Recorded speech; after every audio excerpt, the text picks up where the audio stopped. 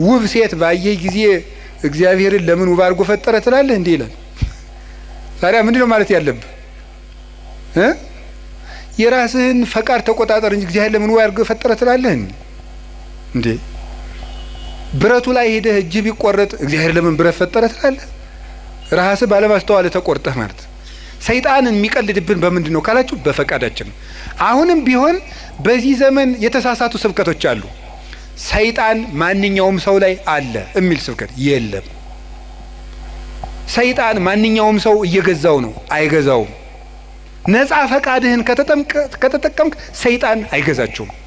ፈቃድ እኔ ሰይጣንን አለ ምን አላችሁ መሰላችሁ? ምን አለን መሰላችሁ? ቅዱስ ያዕቆብ ሲናገር ያዕቆብ ምዕራፍ 4 ቁጥር 4 እስከ 6 ሲናገር ምን አለ? ኦሆ በልወ ለእግዚአብሔር እንበየ በልወ ለጋኔን ወይርቅ እምኔክሙ።